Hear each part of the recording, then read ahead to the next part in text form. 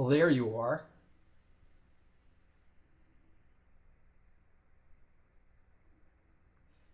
You're muted. You're muted. You need to click on the bottom left-hand corner. Got it. There you go. All right. All right. Well, I'm glad you were able to check in early. Um, I started thinking about what I wanted to talk about, and the more I thought about it, I needed to put it in presentation. So I'm kind of quickly go through this with you. So I want to know where you might want to jump in or whatever. So let me share this with you quickly. Let's see here.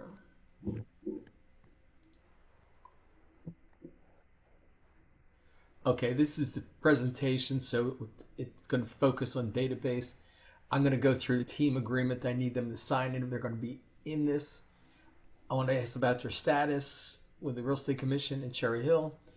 Uh, I have some polls put up here for what days are best, what times are best, how often, how long, just to kind of get a feel for what everybody's looking for. Mike Williams is going to join us next Wednesday. I Okay. don't know what time. He's going to talk about rentals.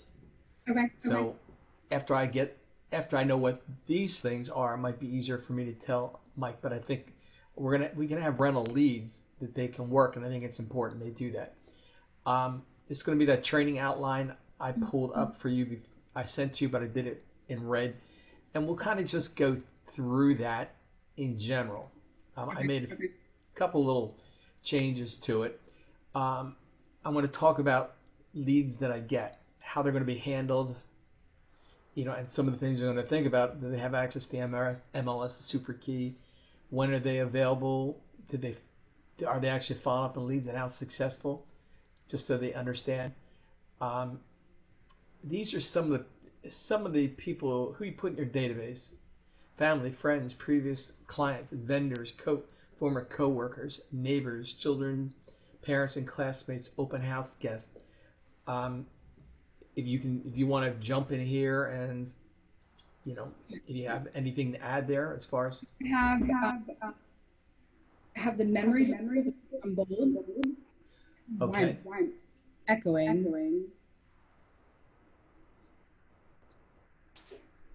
Oh, that's so annoying. Hold on a second. Yeah, Hey, what's check your sound, see your microphone where it's coming from. hey, Daniel. Quick question. I'm on a Zoom with Michael, Dave, and Hi there. uh, Hey Dan. it sounds Daniel, fine now. Okay, it's fine. you got it? I was echoing, but I don't. It's gone. Okay. Okay, good. All right, so I have a PDF that is the memory jogger from Bold. And the great thing about it is it's like a fillable form. So they Cool. can, like hairstylist, they can, write the hairstylist's name and information. And then I have um, the template, the Excel template um, that they can fill. They can fill out and then Good. export into command. Here's Uh, what I would suggest. Hold that thought for a second. okay. Let me go through these next couple slides, and then I'll talk to you about the things you just said because I think they're going to fit. I have a YouTube discussion about database and a 33 touch. These are people you contact in that. I'm just going to kind of go. These are some ideas here. Um, I'm going to show some personal marketing, those newsletters. There's like 4 to 5 of them, and I'm going to talk about coaching call. I'm going to get to you here, and then I'm going to have you kind of go through building the database. Can you Okay. share that? You know how to share your screen? Um, yes. Let's Okay, see. so if you can share your screen, show that memory jogger. Okay. Um, So go to I full. can't while you're sharing, it says. I think I can stop sharing and allow you to share. That's all. So what I'll say is this point, Jackie's going to go through some memory joggers, people who you can share with. She's going to show you the template that she put together that you can enter your people into. And I kind of just turn it over to you at that point, and then I'll stop my share and you can share your screen at Okay. that point. So you might want to, I don't know how much you've done Zoom, but you might want to pull up, open those files up and have them in different windows. Yep. So you can just click on them, when you want to do it. So does that sound about right for you? Yep. Any other thoughts? So a couple things. One, in one of the slides that you talked, if you go back a couple slides, where you talk about one more, I think. This one? Nope. One, go forward. One more. One more. I don't know. It was it was where you said like text, email, Yeah. contacting your database. Yeah. So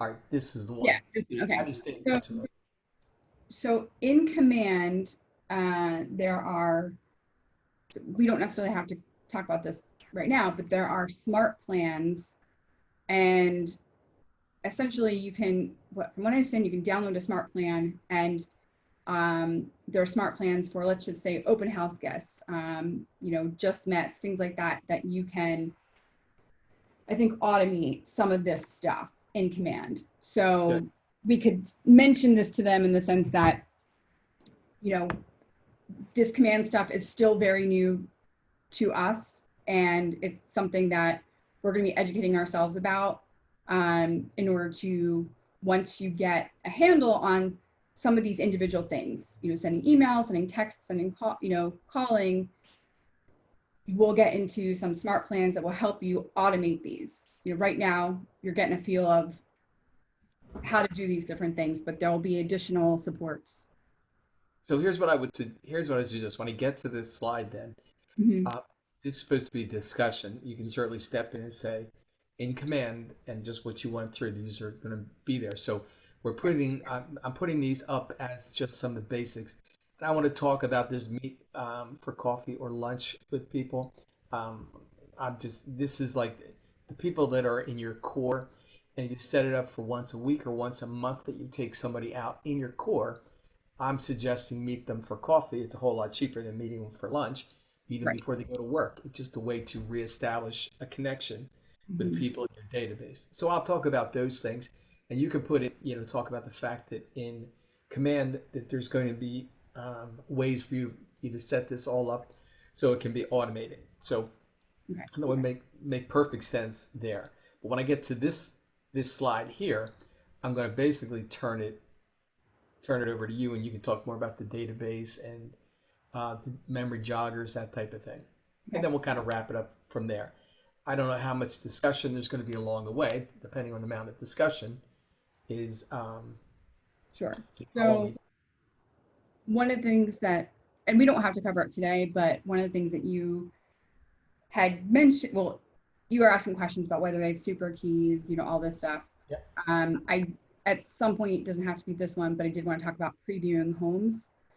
And I do have a home tour checklist, which is good for them to get familiar of things to look at in the homes, um, you know, for themselves, for buyers, and also when they're getting ready to list properties, um, so that they have, it's a big checklist where it's like, okay, the natural gas heat, so that they have all the information that they need. Yeah, I think what you have to do, Jackie, it's certainly a good point. That's why I was thinking about having breaking these down into modules Yeah. so that we're not shotgunning all over the place. Yep. That Okay. we go all over. Well, more not so much we're not shotgunning, that we're not missing things because we're not being systematic about training. Mhm. So, let's think about today as it's going to be kind of in general, but then we'll focus more on the database and how that works. When we That's go fine. through, yeah, this list of stuff, you and I, or even with their input, is decide when, how much, what do we cover? Do we cover a whole module, which I don't think we can do all at once? You could spend a whole hour just on open houses and Yeah. stuff. So we'll have to break them up into sections. And I Hmm. thought what might be helpful is to do an overview of like working with buyers. Okay, then next week we're going to go into depth on each one of those things. And I'm Okay. also planning on recording these things so that we can And keep them. yeah. Yeah, somebody joins the team. So we'll kind of like this is working with buyers. These are the topics we're going to cover.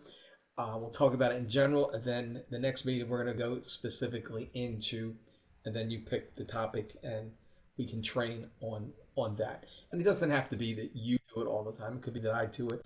It could be that I have somebody else that's on the team who is more familiar with one topic and say, I'd like you to present on that. Only in the sense that the more the more that what they say is simply if you want to learn something, try to teach it to somebody else. So my thought is getting some of them involved in it.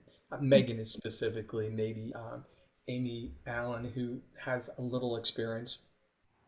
But again, we'll pick and choose that as we go along. I don't have any Sure. particular um, So format on that.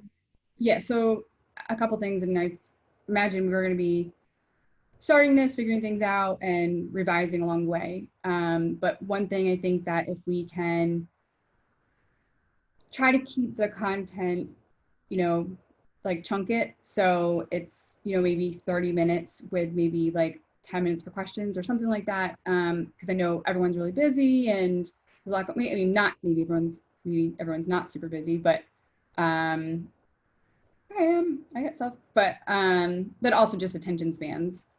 Absolutely. And again, I would rather have, if necessary, more shorter ones than infrequent long ones. I think that's better. But it's one of the questions I'm going to go through also. Do you want half hour training sessions, 45 minutes, an hour? Do you want like 3 hours, like half a day sessions? My guess is people are going to want it half hour, 45 minutes in most cases. I'll just leave it out there for them to think about. The other part about this is Ignite is run regularly through the Market Center. So one of the things we want to do is encourage them to get in Ignite because that kind of covers everything that we're talking about. And then we can just go back and emphasize certain parts of it. So I think I'm not sure what session of Ignite they're in right now, um, session 3 or 4, something like that.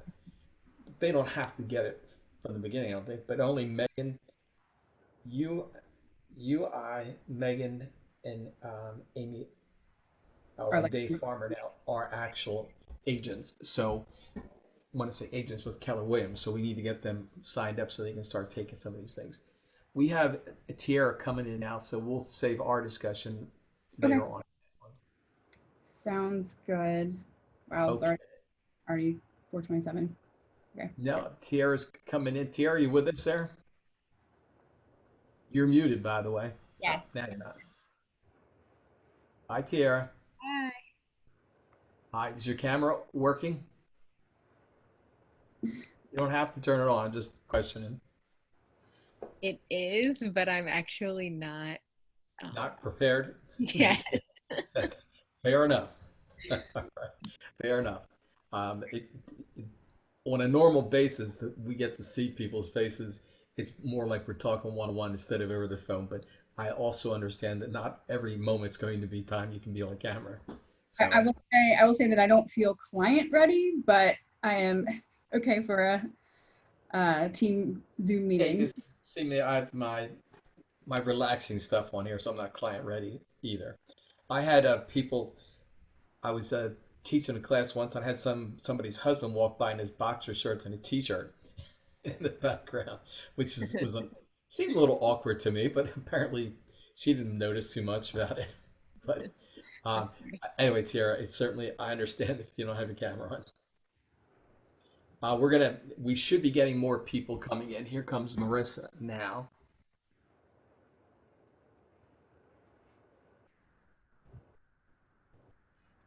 I'm gonna have to change this so that I have to give people permission to come in. I'll have to do something different. It's annoying doing this. Marissa, hi.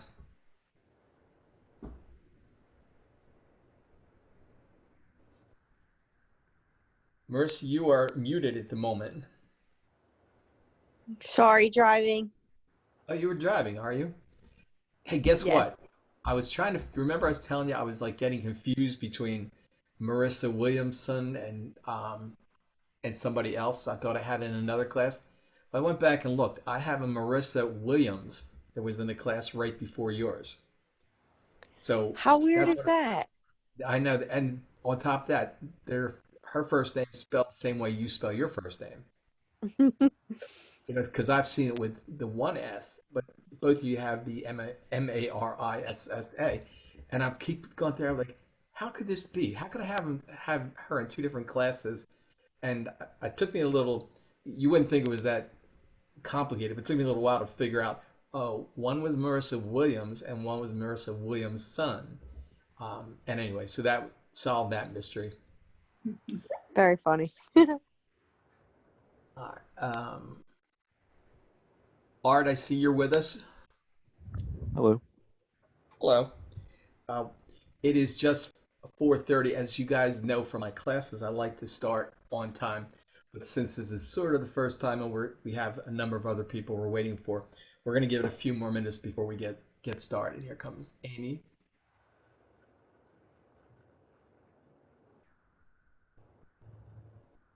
Hi, Amy. Hi Dave. Hi Jackie. Hi, how are you guys? How are Good, you? how are you? So for anyone, again, Marissa, I know you're driving. Art, I'm not sure what you're doing. Amy, I see your camera on. The more cameras I have on, the better it is. At the same time, I understand when you can't keep it on, all right? Hey, Nicole, how are you? Nicole, can you hear me? Oh, her audio is connecting. All right, now I see you. Uh, we have two more people.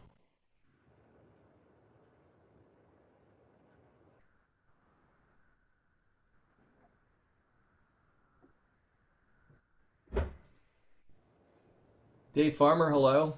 Natasha, nice to see you again. Hey, Natasha, unmute yourself a second. Now, if I hear that chirping going off.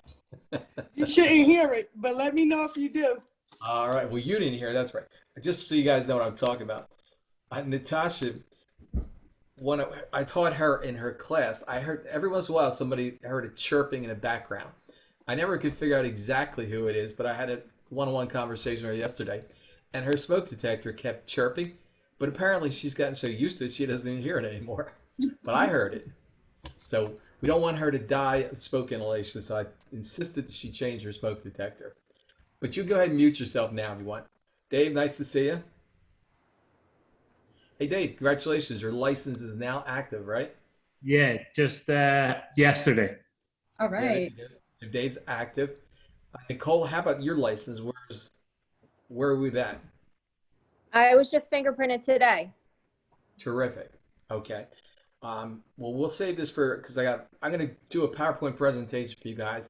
Just some slides to remind me about what I want to talk about with you guys. So we'll talk about that in a second. Um, Still waiting for a few more people, so let's give it just a few more minutes, and then we'll move forward. In the meantime, let me play some. Oh,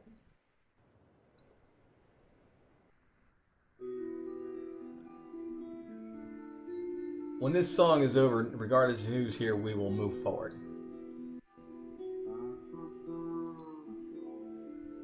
What are we listening to? This is Pink Floyd. Oh.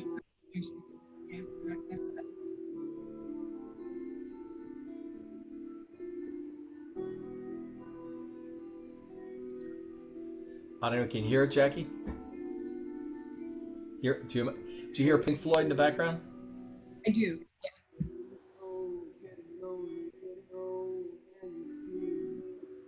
It's been a while since I've listened to Pink Floyd, but yeah.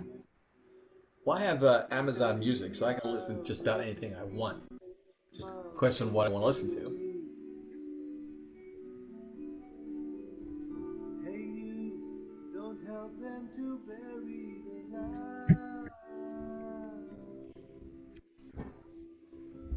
My real estate partner right here. Is that your cat, Black Cat? That's Peekaboo. Yep. I have a completely black cat also, and one is the tuxedo cat. Yep. One, yeah, a tuxedo and this one.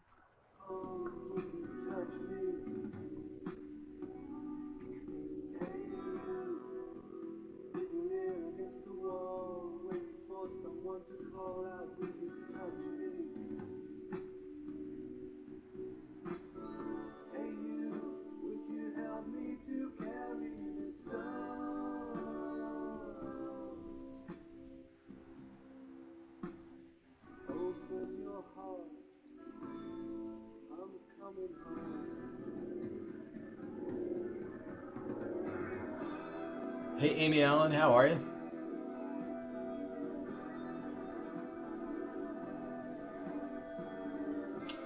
Hello, Amy Allen. Hey, Amy Allen. We do have another Amy here. That's why I have to say your last name. Um, Everybody calls me Amy Allen. okay. Um, did you talk to George last night? No. We were doing like the Thriller dance and everything like that, and I asked him, I was like, hey, we keep playing telephone tag, and he was like, shoot me a text and we'll talk next week. I think I'm gonna send him an email where I like copy you on it. Is that okay? Maybe That's that'll perfect. like Yeah, it's perfectly fine. okay. Yeah, I don't think it's any problem. I just want you to just to make sure we got everything in order to do that. Yeah. So, Amy, your day job is a teacher, right? Yes. Nicole, your day job is a teacher? Nicole Kearns? Are you a teacher also? No, I am not. I was a bartender up until COVID. Okay. So you start working at night, right? Most Yes. of the we do have another teacher here. I'm trying to remember who it is. They may Me. not be. It's you, Marissa? Yeah. Yeah, you're a teacher also. So I think we have I think we have 3 teachers in the group. So anyway, here's Megan.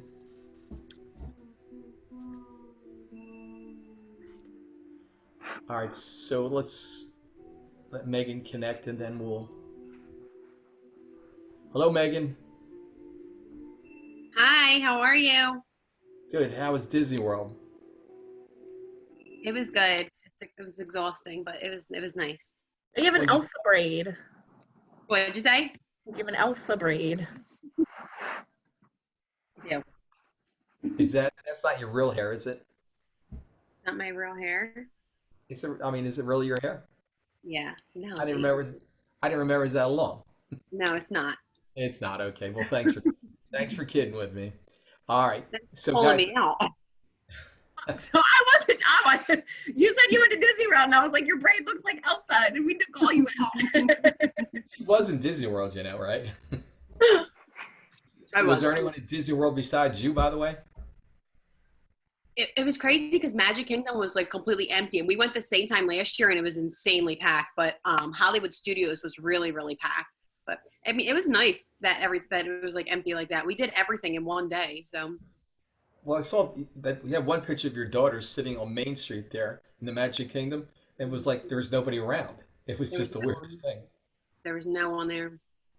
Yeah, my daughter was supposed to have an internship there this summer. She's Mhm. supposed to be there right now, as a matter of fact. But because of COVID, they canceled the program. So, Yeah. all right, guys, we're going to get started. I'm going to share a PowerPoint presentation. Just remind me to cover a couple things with you. So let me pull that up and we'll kind of go from there.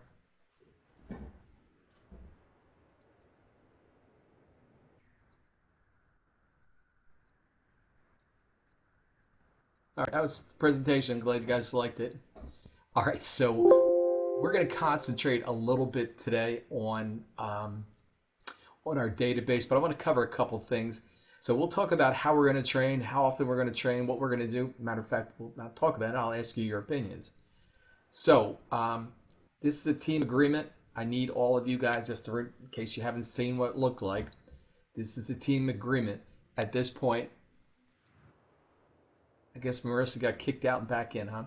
At this point, I need you to send this back to me because for now on, I need this before we can go any further. But go back to the presentation. All right, so the license status. So just a show of hands here, let me stop this for a second. Who here's license is active? Dave Farmer's the brand new one. All right, Jackie, myself. All right, Nicole, you're almost getting ready, so you'll be able to apply shortly. Natasha, you did take your exam, right? So Natasha should be ready to go shortly. Tiara, how about you? Not yet.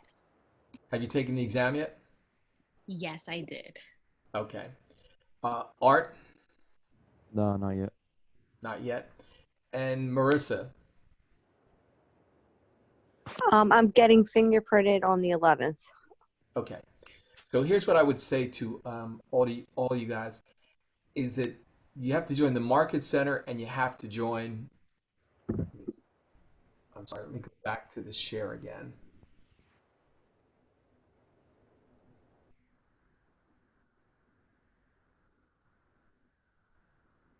All right, so you have to join the Market Center and you have to join um, the real estate. You have to get a real estate license. You do them kind of simultaneously, but that doesn't preclude you from signing that agreement. So at this point, what I'd say to you, if you want to be on the team, and that's fine if you don't, but if you want to be on the team, I need those agreements sent back. If you don't have them, let me know and I'll send it to you after the meeting today. All right, so what I want to do is, look, I want you guys to be real estate agents, but most of you are brand new here, so you really don't know what you're doing, with the exception of Megan's had a couple of deals. Jackie, of course, is experienced. Um, Amy Allen, have you actually done, I think you did a rental, did you tell me that? But I did a rental and then I had a buy, like I showed houses and written a couple like offers, but then the market was super competitive, so it didn't. Okay. So for the most part, most of you are kind of in the same place as where we're going is.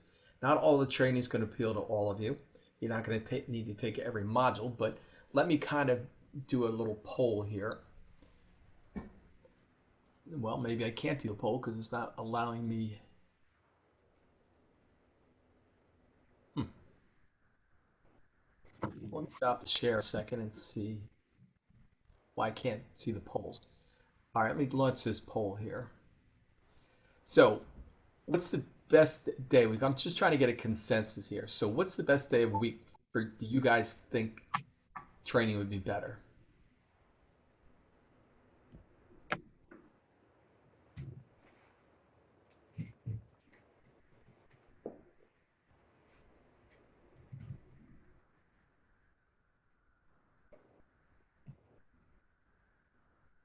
I would say not. Okay.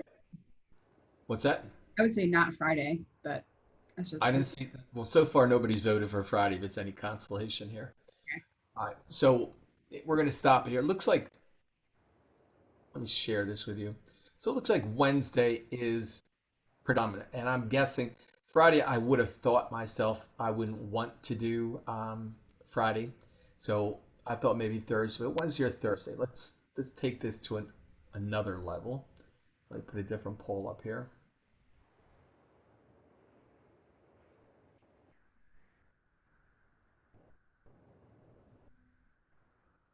All right, so when we talk about when we do this, would you guys prefer morning, early afternoon, late afternoon, or early evening? For the people who have jobs during the day, Can you things be have. more? Oh, I'm sorry. I'm totally interrupting you. What's that? I said, I'm sorry. I totally interrupted you. Can you be more specific with what you consider like late afternoon and early evening? Yeah, what I'm thinking is late afternoon is like this, 4:30, 5 o'clock. What I'm thinking about early evening is 6:30, 7 o'clock, something like that. And I was thinking specifically of you, Marissa, who have teaching jobs to get done. And Dave, you get done around noontime, right, Dave? In most cases. Yeah, the latest I'm done is noon.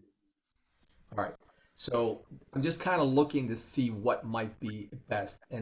We're probably not going to have multiple sessions during the day, but what I will do is what I should have been doing right now is, which I am doing, is recording. So for instance, if we have to have it in the morning sometime and you can't make it, I'll just record it and you can play it back later. So let me share the results here so far. So late afternoon seems to be at this point where most of you are thinking. So doesn't mean we will. We might have to switch them around some, but we'll see what happens here. So let's try a different poll.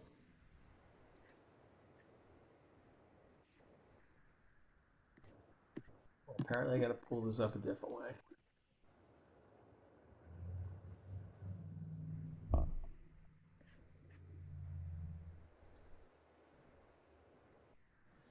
What time works best? Okay, we're gonna end this. I'm trying to pull a different question up here. All right, so this is the next one. So when is better to do it? You want to do it weekly, monthly, bi-weekly? And the second part of that is how long? 30 minutes, 45 minutes, an hour, a half a day session?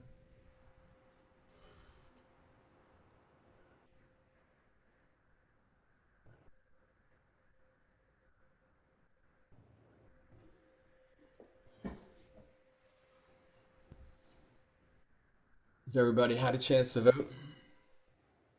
Let me share with you. All right, here's where the result weekly seems to be the predominant thing. Between, well, so let's say a half hour to an hour, it seems like everybody thinks that's all right.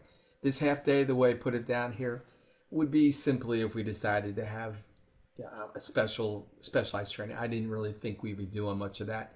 So my thoughts are more leaning towards somewhere in that 30 to 45-minute range. All right, so look at that. Oh, I didn't share the results with you, did I? All right, you guys can see the results where we're at. So weekly seems to be predominant, and we'll go from there. I'll have to ask the person who said monthly separately why monthly, but anyway, that's fine. All right, let me go back to the presentation.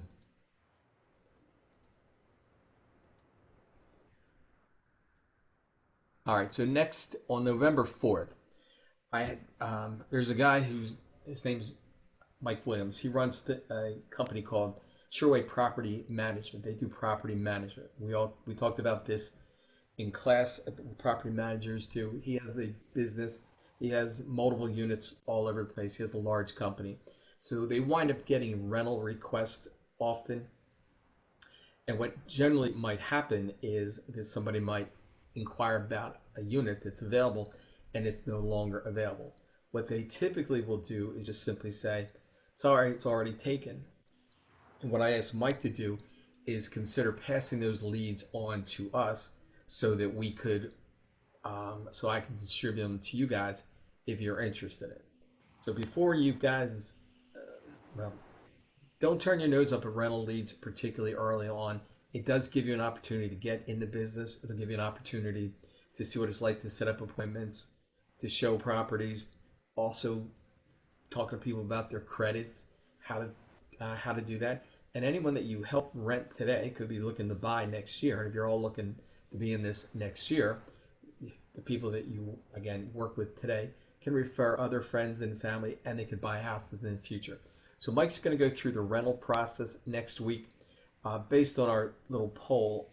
I kind of figured this, so roughly 4:30 again next on Wednesday.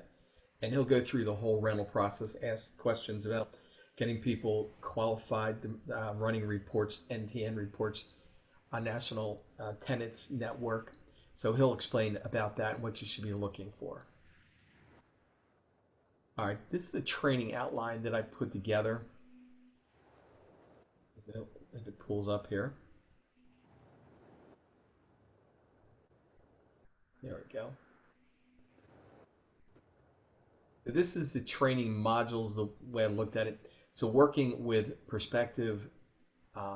Dave, we're not singing. I'm not seeing anything. Are you guys seeing it? Hold on. It just says training outline.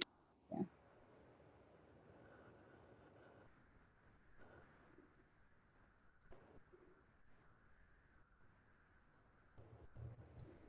How about that? Oops, not yet. Now can you see it? Yes. Dave, I saw you shaking your head. No, you can see it now? I can see it now. Yeah, as I was shaking my head, it came up. It made me look Okay. a bit stupid, but now it's there. Okay. So here's what I've done. I'll share this with you guys. This is not everything we're going to do. It's just kind of my thoughts on this. Building a database, which is what we're going to talk about a little bit today at the end of this. Uh, Open houses. How to, this is about prospecting, this whole module. So we have to break this up into sections. Open houses, identifying good properties, open house procedures, best practices in open houses, scripts, scheduling how many do a month, having a system doing it, follow-up routines, and virtual open houses, which could be something there. Other things, FISBOs and expires. newly expired versus older expired, scripts for FISBOs and expires, door knocking scripts if anyone wants to go out and knock on doors, social media. There's probably a whole lot of things can go under social media in there. Rental leads, NTN, as I talked about, narrowing their focus down, limiting the number of homes you show them, following up after the lease and asking for referrals. We'll talk about internet leads in themselves as far as the cost goes and whether it makes sense. Farming is probably a whole topic in itself, becoming the neighborhood expert and different drip campaigns. Module 2 is working with buyers. What are the buyers' motivations? What are their needs? What are their dreams? What are their expectations? And they all seem alike, but there are nuanced differences in there.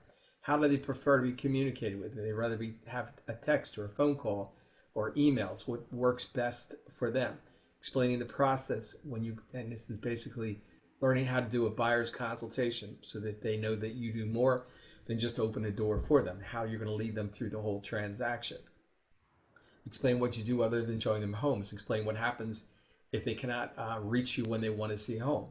One of the biggest disappointments we have is we work with buyers. We show them all these properties, and next thing you know, oh, good news! I put an offer in with somebody else. Like what, Megan? I think that happened to you recently, didn't it? Anyway, Almost, but it didn't go through anyway. But yeah, they tried. it didn't go through. So no matter even if you do what you're supposed to do, they don't always do what they're supposed to. But we'll talk more about how to try to make sure they understand that you're their agent, not just for that day, but hopefully for anything they want to see. And who would be a backup if they can't reach you? Who could they call? Obviously, somebody on our team would be a good idea. So what happens if they go to the open houses without you? In the buyer's minds, they think, oh, if I put an offer in with the agent, I'll get it for a better price. And that often is not the case, but that you have to educate them why dealing directly with a listing agent isn't necessarily going to be in their best interest. Getting them to sign a buyer's contract and what it means. Pre-qualifying or pre-approved. So referring to lenders, what the advantages and disadvantages of internet lenders are, what's different to a mortgage broker and a mortgage banker. So we'll discuss all of this, previewing homes and how to become familiar with the inventory. What I would like for all of you guys to do once your license is active is to be able to preview homes, go out and look at them, get familiar with the inventory. And we'll talk about how to do that and which ones you should and shouldn't do. Make sure that you, when you're setting up appointments, be as specific as possible. Call the agent if you have to cancel. Nothing worse for a seller to leave the house because they expect somebody to be bringing a buyer around and they never show up, or they don't leave a card, they didn't know they would show up. Make sure you're on time. If your clients are late, that's the way it is, but you need to be on time. Warn the buyers not to reveal anything while in the home. I guess you guys all know now with nanny cams and all kinds of video that should just assume that whatever you say to that buyer when you're in there and whatever they say to you, the seller is going to hear it. So make sure that you ask them to step outside and not talk about the house while they're in there. Be polite regardless of the home's condition. And I'm talking about while you're in there, because you could think the place is a dump, and I wouldn't blame you for thinking it in some cases. But there's always reasons why people might be like that, and take it outside and discuss it. Don't leave it there. Leave a business card if it's appropriate, so that at least the seller knows you were there. And here's something that I struggled with when I was showing houses. I get a request for feedback. Well, what did your client think of the house? And I might have shown 3 different clients houses during that day, shown each of them different properties.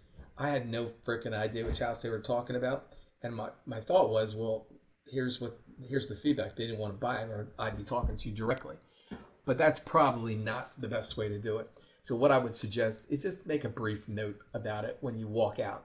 If you have an MLS printout, just write something on there so that if the agent asks for some kind of feedback, you're at least able to give them something. Making offers, trying to convince the buyers to make a reasonable offer, give them comps for the homes, determine if it's a buyer or seller's market would be important. Negotiating, representing your client's reasons for the offer. Don't make it about what you think. And again, it's a frustrating thing to hear. Well, we don't think the house is worth it. Well, what do you mean we? Are you buying a house or is your client buying a house? You represent your client because you might be negotiating with that agent in a different transaction later on. You don't want to make it a situation where it's kind of you against them. It's your job is to try to bring them together. If you can get a win-win situation, if you can't, you just move on. You can be friends. Remind your clients that sometimes it's better to just walk away. That sometimes it's hard for them to do when they get their heart set on something and they lose it in multiple offers, but oftentimes it works out okay. The mortgage application, the appraisal, who's meeting the appraiser, whether it's going to be the listing agent, does the appraiser want comps? These are things to talk about. Commitment letters, the due dates, title insurance, um, who's who's ordering the title, agents, the attorney, or the buyer.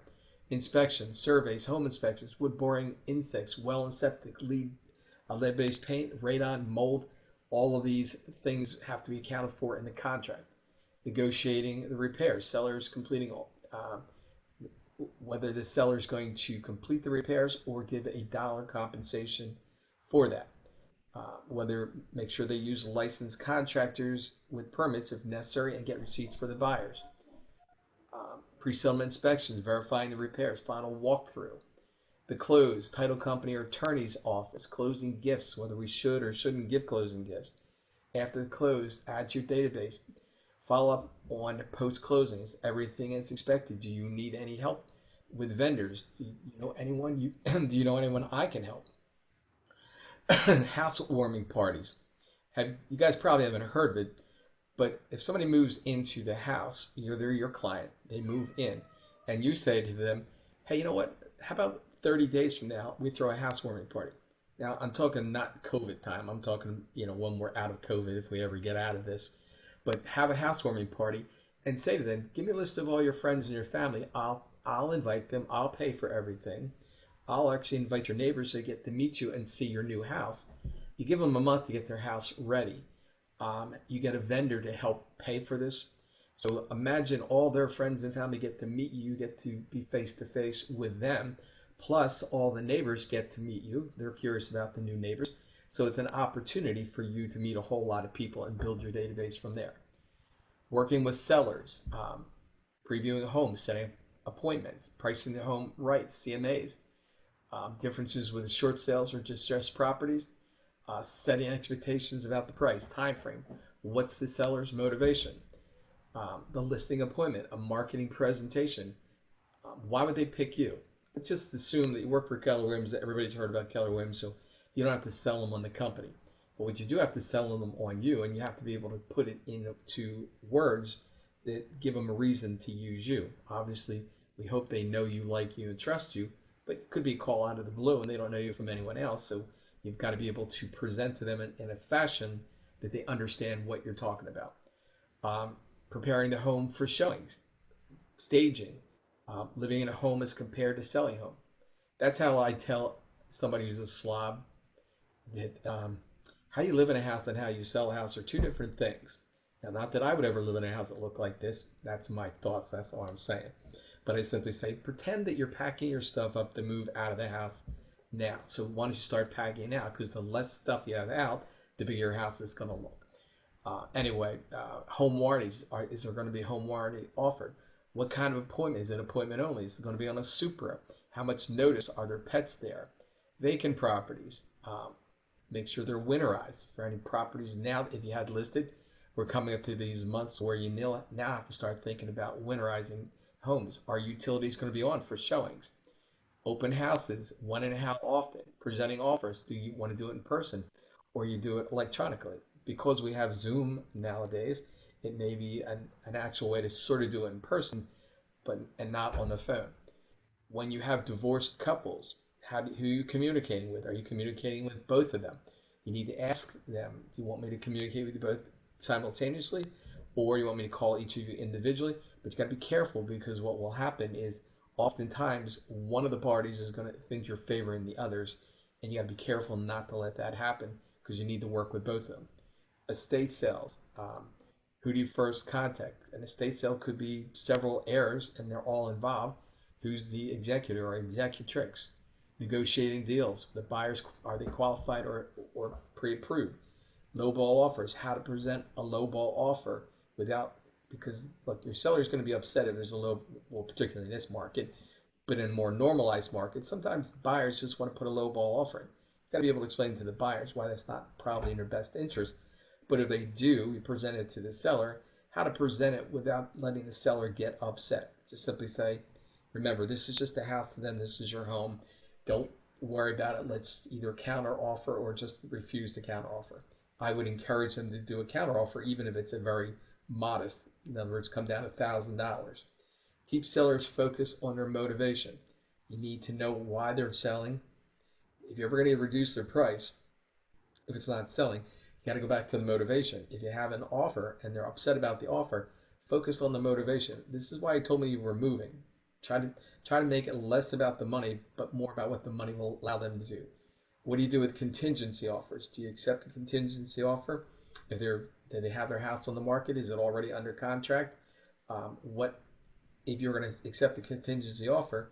We'll go into this more in depth, but it better be a pretty good offer if you're going to take the house off the market. How do you handle backup offers?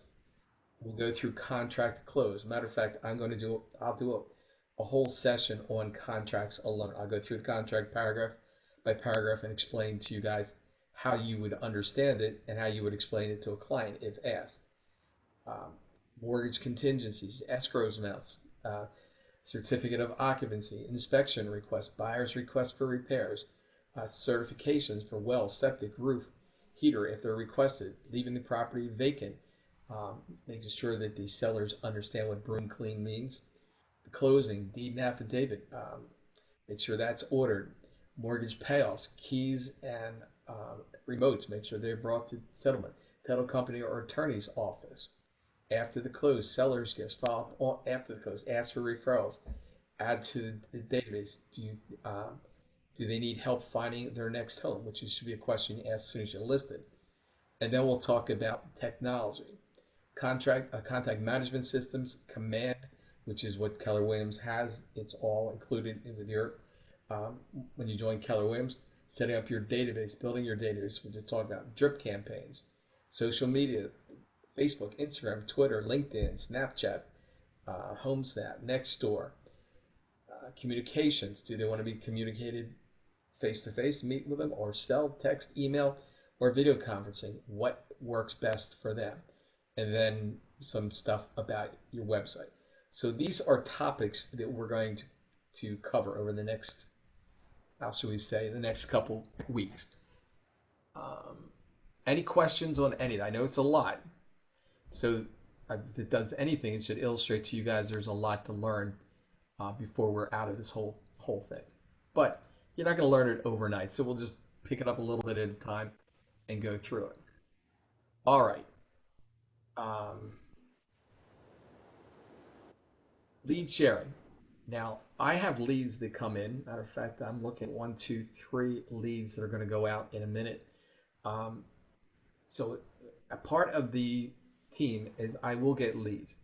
I don't want you to depend on me giving you leads to be successful.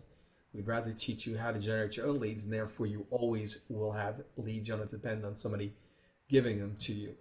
But if I were to hand out leads to you, I have to know you have access to the MLS. You have to have a super key. I have to know that you're available. For you guys that are teaching during the day, that becomes an issue sometimes. What do you do with the leads? Do you follow up with them? And are you closing the leads? If I give you a lead and you don't do anything with it, it's a wasted opportunity for somebody. But not all leads are going to go anywhere. And in fact, most internet leads aren't going to go anywhere.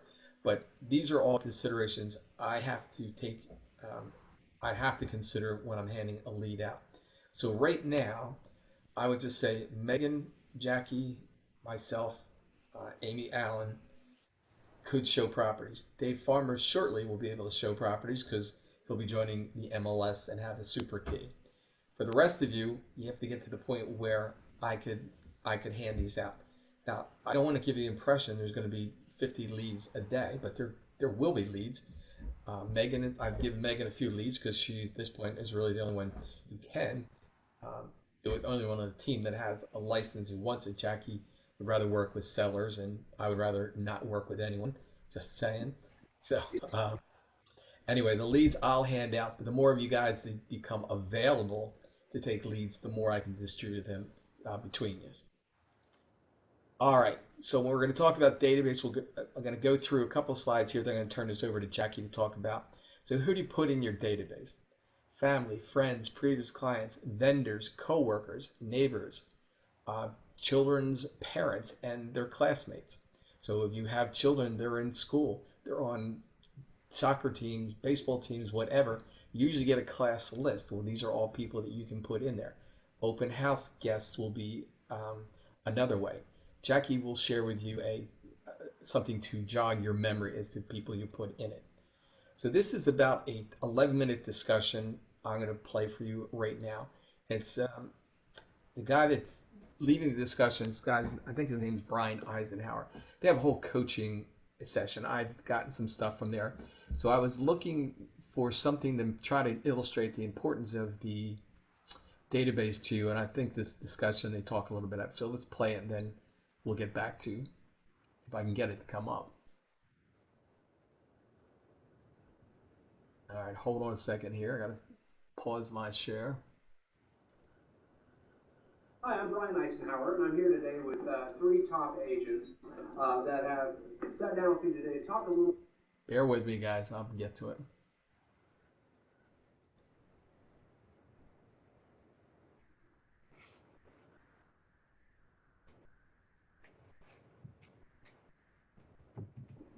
All right.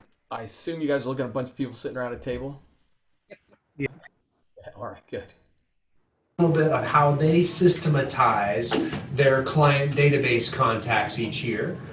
So guys, I want to talk about a little bit about this. I know it's important to have a plan ahead of time for your client database contacts. So tell me a little bit about your plan and how you do that each year. Our team sits down before the end of the year and gets our plan for next year together. So we know exactly what touches we are going to do each month and who's responsible for all of those contacts. Okay, so it sounds like you've got the who, what, and when all lined out in advance ahead of time. Right. Are you doing that like on a single sheet of paper? We have it on a piece of paper, and then we have reminders set up in our database. Okay. Yes. Database management system. Yes. Okay, great. So you know, so it's all planned out. How about you guys? For me, I'm an individual agent. I'm not a big team. So I take the fourth quarter, get ready for the next year, and part of my planning is putting together my marketing plan, which is usually based on, for the most part, last year's, but 33 touch. Doing, once a month I do a mail out. Once a quarter I make phone calls to my database, and the rest is emails besides a few pop-bys. Okay, so you said 33 touches, so that's actually your 33 touches right there. It's a combination of... Yes, it's all in it. So emails, phone calls, pop-bys, mailers, put them all together, you touch everybody in that database 33 times in a year. Yep. Okay, how about you, Brad? We make it very simple. We do the same thing every year. We mail 4 times a year every quarter. We call every quarter. We get an email every month. We do one client appreciation event every month, the same time, the same thing, the same way. And I try to take people out to lunch when I can, and then social media. It's not so bad for you either, the lunch. Well, just make it easy. Just make it easy. Just make it easy. No planning. Just do the same thing every year. No, I agree, and I like to hear that because you guys all know what you're going to do in advance. You don't just don't wait and then pull something out of thin air. And I think it's also important to have a system in place to help you carry that out over the course of the year too. Brad, start with you. How do you systematize? We use a CRM for the mailings and the emails. Then I use a file system for my calls. There's 13 weeks in a quarter. There's 26 letters in the alphabet. So I call the A, B's, C, D's, E, F's, G, H's, and then you get down to the end, you go right back to the A, B's by first name. And you're really technical at this too. Everybody's on a 3x5 card. Is it husband, wife, name, not even address, name, phone number, go. And you know what? It works, and that's great. I'll tell you right now. And carry around in my pocket, so carry around, make some calls, and first name last, last name first. I love it. I absolutely love it. How about you guys? I don't have the card index card system like that, but I usually use my CRM to do the email system. That's just automated, and I have to do the calendaring, and I just do it at the beginning of the year to remind myself when the emails or when the postcards are going to go out, or the letters. Sometimes they're letters, and it also reminds me quarterly when I'm going to make my phone calls. And I just take my database and break the alphabet out into quarters, and I just make that chunk of call in the first quarters, that chunk of call in the second quarter, third quarter, fourth. So 4 times a year you work through the whole alphabet. 4 times a year. It takes me a year, I use the year to get through the whole alphabet. Oh, okay. We got a lot of people. You got people. Yeah, yeah. Denny, how about you? I use my team a lot. One of my teammates is responsible for sending out a newsletter the first of every month. We use our database system that sends out automatic emails, and we schedule our calls and our client events ahead of time, so we have a plan around that. Perfect. So it's automated. Yes. Reminders on the stuff you need to do. Email's typically automated. I'm hearing from you guys. So you don't have to think. You don't have to make decisions. It just tells you what to do, and you do it. So who goes in? Who do you put in this database? People I like, know, and trust that are going to send me business, and people I like to call. I like that. Okay. So if you don't like them, throw If them I out. don't like them, I throw them away. And if you don't remember them? I don't. They're not in there. I agree, because a lot of agents do this. A lot of agents will actually just have old leads from online, from Zillow or Trulia, or from their website. They don't even remember who they are. It takes time to call those people. Make your calls purposeful, call people you like. So if you Because you're going to go around there and Bob Smith's going to be there. You hate Bob Smith. You're not going to call Bob Smith. You're going to walk around the building 4, 5, 6 times. You won't make any calls. And then you make an excuse and you got to go to lunch and it's over. Agree. So make them people you want to call. So a good test for you is if you don't like them, or you don't remember them, or Right. they don't remember, or they would remember who you are. Right. They're They're not- those out of your court. Okay. Yeah. Good. Good. How about you guys? I had people that I've given business to, and so I can ask them for business in return. So all my vendors that I work with and send my clients to. Other agents that I've worked with in the past, especially those that I meet at conferences, those are good referral leads to other cities. Okay. So it sounds like you're actually categorizing all the different people in your databases as well. Also, different content. Correct. Some different campaigns sent out to them possibly. Yes. Yep. Excellent. Customizing that based on how I know them. And I have everybody in categories, but I don't break out my content.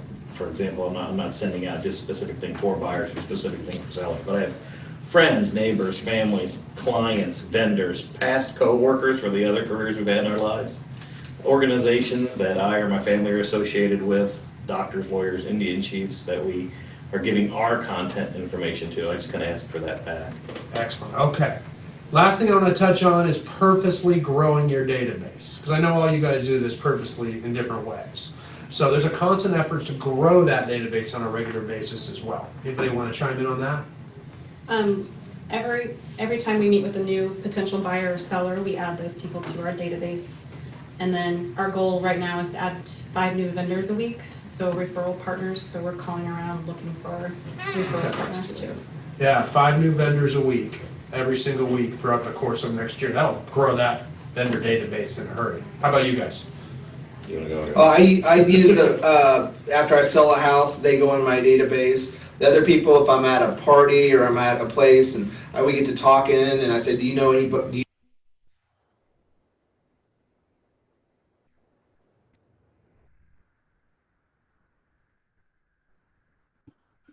Did it freeze or is it just on me? Nope, it was me. Okay. All right, so hold on a second here. I'll be right with you guys.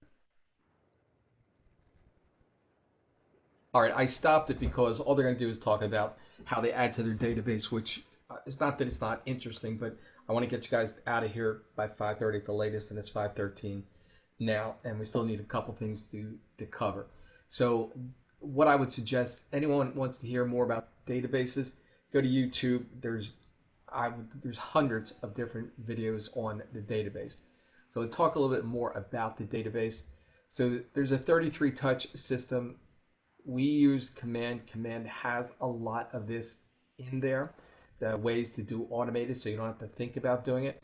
But there are some things you have to do. When we say 33 touches, that's 33 times a year you contact them through emails, newsletters, text, calling. Maybe you meet them for lunch or for coffee in the morning. Send a postcard. Evidence of your success. When I talk about evidence of your success, what I'm talking about, first time you list a house, let's say everybody in your database, they know you, like you, but they're not really sure about you being a real estate agent because that's kind of new. So by sending them evidence of your success, hey, I just listed this house. Hey, I just sold this house. That means they're saying that you're also actually doing real estate, and that will give them more confidence in referring you to other people. They may take a chance on you because they know you, like you, and trust you, but there's a there's a difference when they're going to refer you to somebody else. They're kind of going the line also. So that a lot of times they need proof that you're a successful real estate agent. This meet people for lunch, I would tell you, you pick out your top, well, let's just right now start with 50 people total, but as your database grows, you might want to pick out top people you have and simply say, hey, you know what? Um, what I did is, hey, Dave, this is Dave Hargrave. I haven't talked to you for a while. You have time? I can meet you for coffee in the morning before you go to work. I'll meet you at Starbucks or I'll meet you someplace like that. It's cheap, much cheaper than lunch. And of course, most people, if they're working, they can't go for lunch. But sometimes they can leave a half hour early in the morning and meet for coffee. It's just a way to cement your relationship with the people. You don't even have to bring up, hey, you know, anyone who wants to buy or sell a house, they know you're a real estate agent if you do everything else. So it's just a way to talk. We'll talk about all that stuff later. I want to show you some personal marketing newsletters. So this, for you guys to understand, is that, let's see if I can get this here on post.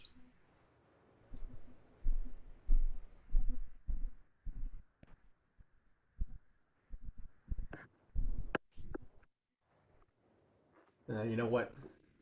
We're not going to do this only because it's just going to take too long. Hold on. Take too long for me to pull it up, so we're just going to skip over that. But personal marketing is a newsletter. They have like a 3.5 by 5.5 fold, and it's on different topics. I can tell you what the topics are because I've got them right up here. You can have one on money talk, and what I'm suggesting they go out once a month. You can have it on living well. You can have it on insights listing. This is about people who are thinking about selling. You could just have a homeowner's update. Remember, most people are living in the house. They're not getting interested in selling. So you can have a newsletter that goes out to them automatically once a month. It's just a reminder. And let me see if I can just, we'll try one more time to pull this up to see if I can show you this. There it is.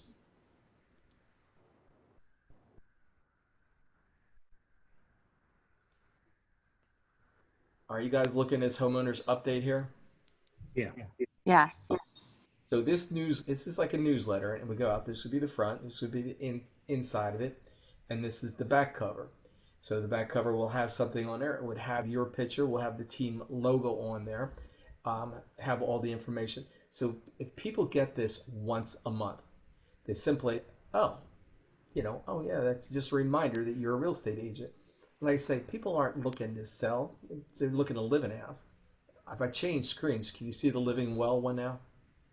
Okay, so good. There's money talk. There's living well. There's I'm thinking about selling my house.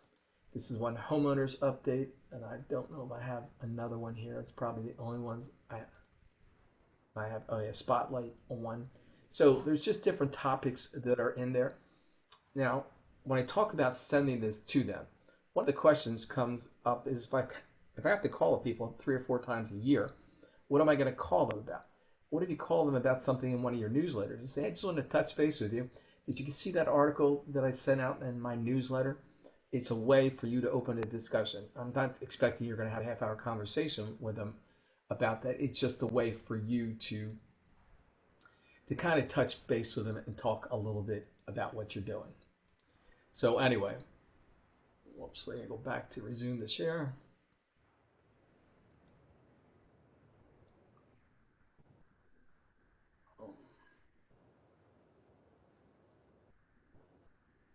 All right, are you guys back looking at coaching calls and stuff at first? Yep. Okay. Some examples of personal marketing, which I showed you. All right, so part of what we're going to do as a team is I'm going to have coaching calls with you. What I expect to have is weekly 30-minute calls, at least for the first 90 days. If any time during this period of time he's like, hey, I don't really need to do this every week, that's up to you, but we'll schedule these. So I'm going to need to know from you individually, when's the best time, when I should set it up for the calls, and it's going to treat it like any other appointment. So what I'm going to ask you, what's the best way I can help you for today? What's the most important thing we can talk about? What's the one thing you can do this week that will make a difference in your business? And what is it you want me to hold you accountable for? I'll have other questions in there. But the intent of this is to make it 30 minutes, just a quick, holding you accountable to what you want me to hold you accountable for. Remember, it's your business, guys. A lot of people come in this business and go out because they don't have any accountability and they can't hold themselves accountable. My hope is that I can help you, coach you with particular problems you have. That doesn't mean we won't talk other times. You all have my cell phone number. If you have a problem, text me. I will get back to you. If I'm teaching a class, I'll get back to you on a break. If I'm not teaching, I'll get back to you as soon as I can. So I think people who know me know that I return my calls and I try to give answers. So I'm not saying this is the only time we can talk, but I want a regular scheduled time so that we can work out what's going on. And with that said, we're talking about building your database, and Jackie's going to take over this part of it now, working on your database. Jackie, you want to share what you have? Sure. Okay, so I know this is all very overwhelming, and just want to let you guys know, I mean, we totally expect that you guys are going to walk before you run. So this is a lot of information.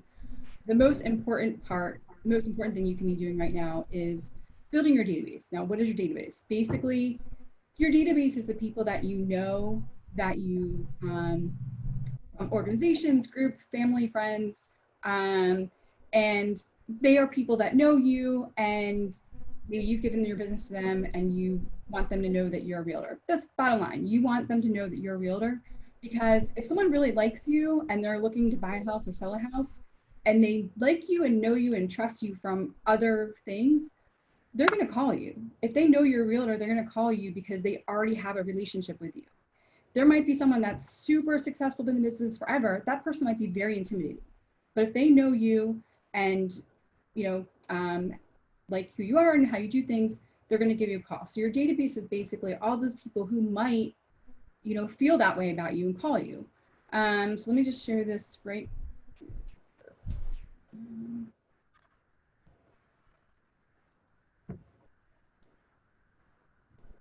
One sec. Okay, hold on a second.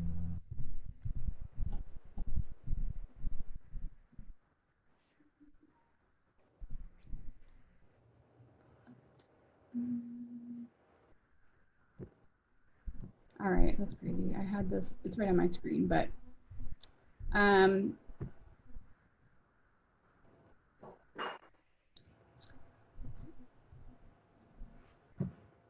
Technology is a wonderful thing. It just doesn't always work the way you want it to. so I'm gonna do something super low tech right now. Let's see, how do I get in this? And I'm just gonna point my screen at it.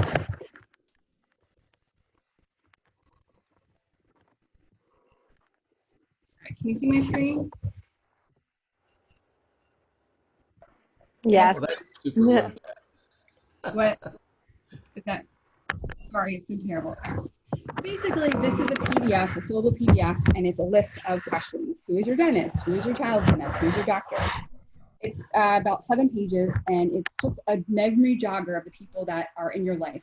So who cuts your grass? So this is for you to actually, just while you're, you know, have a little bit of downtime, go through this and fill it out from time to time, adding to it.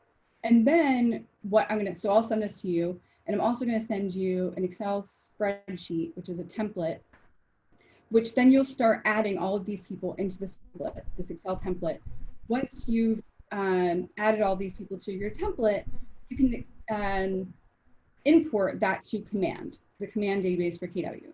So this is just like the basic, the basic pieces of building your business is, one, thinking all these people, you know, if you have a landscaper, you give them business. So they should, you know, maybe they don't want to buy or sell a home, but they know someone who does.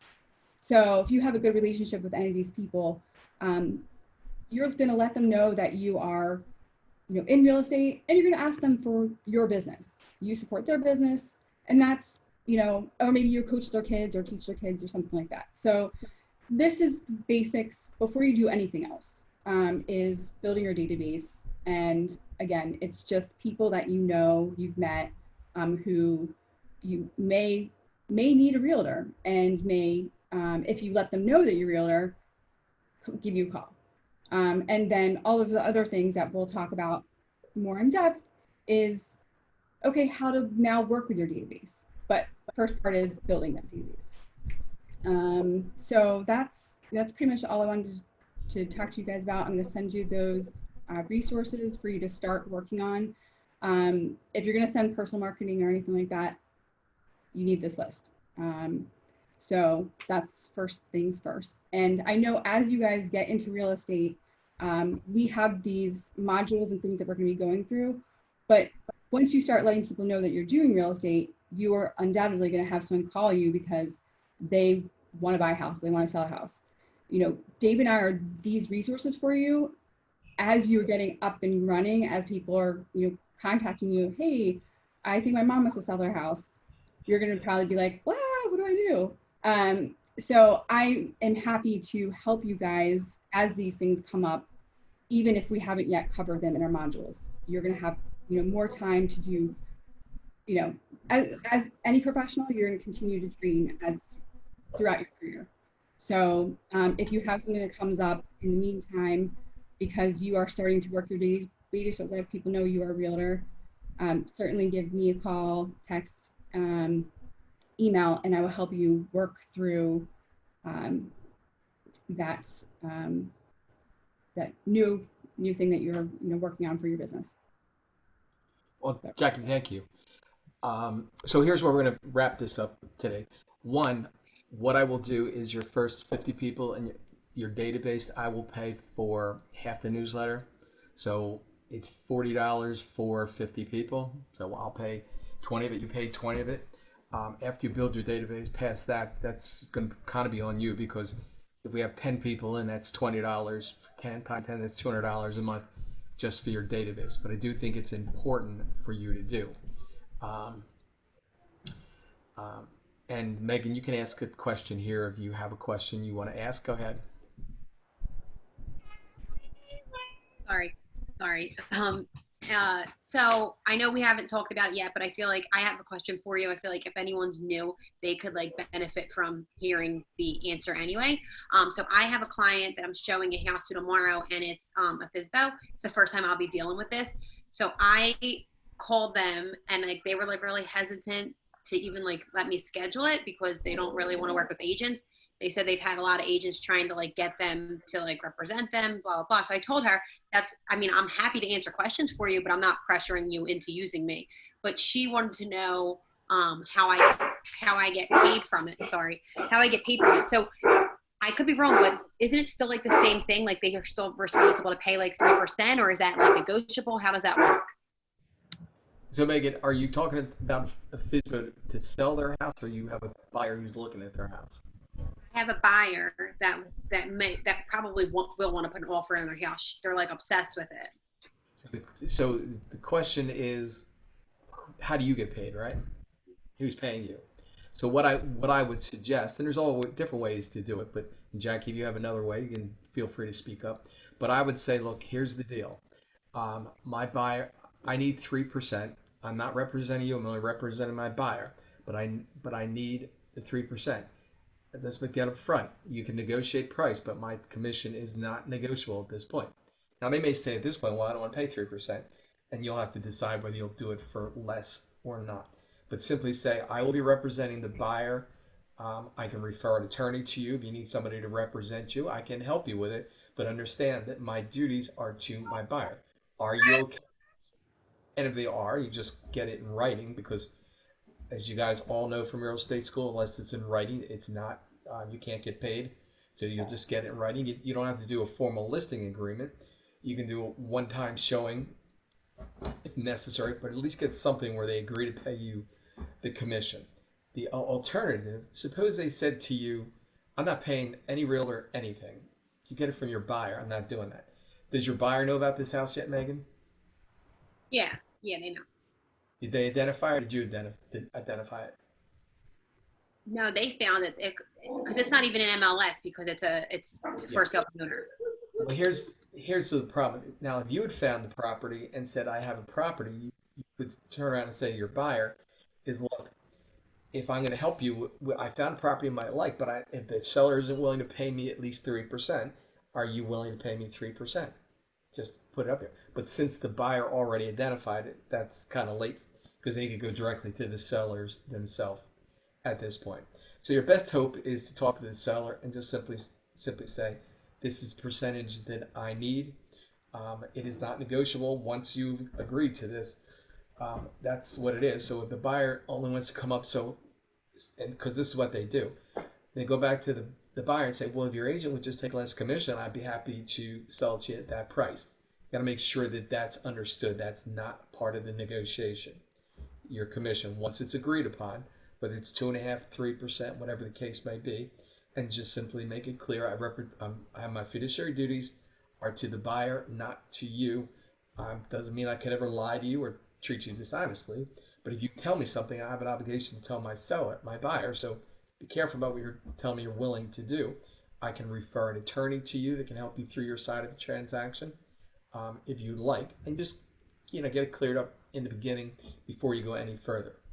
So let's just say, if suppose your buyer had not found this house first, then the conversation you have with the buyer is, I think I have a for sale by owner who might be interested. If they're not willing to pay the commission, they want to save the whole 6%. They may be more negotiable in their price because they're not going to be paying a commission, but I need to get paid. So are you willing to pay me the 3%?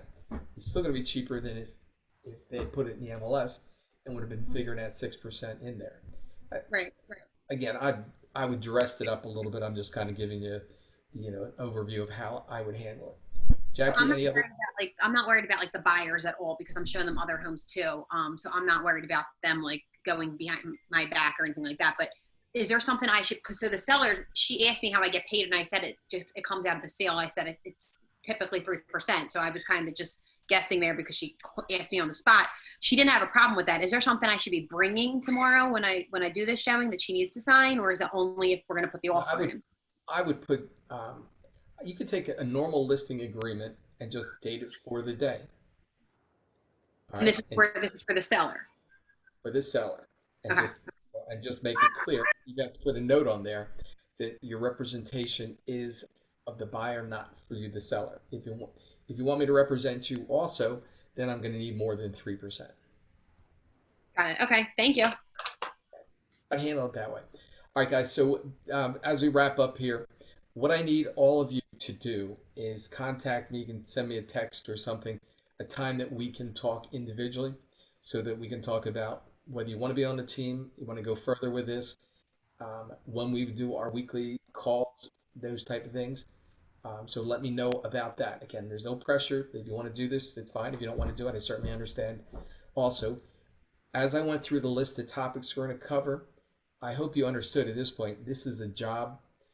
There's a lot you need to learn. There's a lot of things that you'll pick up along the way. And as Jackie said, you just take one step at a time. You're not gonna know everything, but these are all topics that you're gonna have to become familiar with as we go along. Real estate schools, I told you when you're in my class, it's about passing a PSI exam. Now it's learning how to be a successful real estate agent.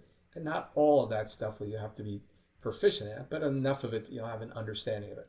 So what I would ask you to do is send me a text. Tell me when it's a good time for us to talk. I start my next class next Thursday.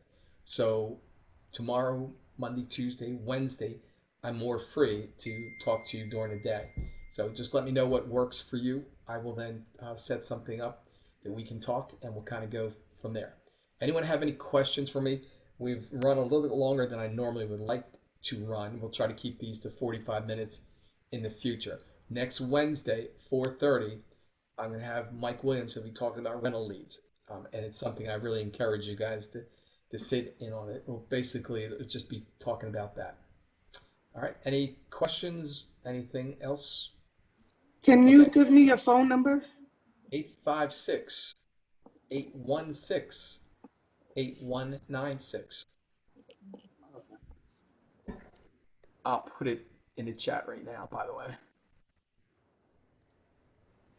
Dave, I have a real quick question. Go ahead.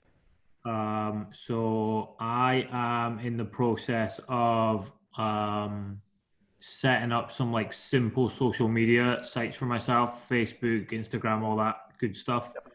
Do you have a specific like team logo you want or would prefer me to put on those sites? We're actually Jackie and and I should say Jackie and I, but basically Jackie's developing the logo right now, and we should have something by the end of the week.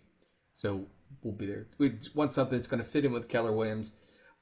We'll be using THT, the Hargrave team, as kind of the initials, but we will also want it branded to you individually because unlike other teams, this is not about me growing my business. It's about you growing your business. So we'll see if we can get back to you on that as soon as possible, Dave. Yeah, no worries. I just thought I'd ask. Okay, and I just put my cell phone number in case anyone doesn't have it. It's in the chat. All right, if there's nothing else, next Wednesday for sure, guys, just let me know when you want me to talk to you. We can talk individually. We can do it by Zoom or just a phone call, whatever works best, and we'll kind of go from there. All right. All right. I'll see you guys later. Thanks for joining us today. Yeah, thank you. Becky. Bye. Bye bye, guys. Bye.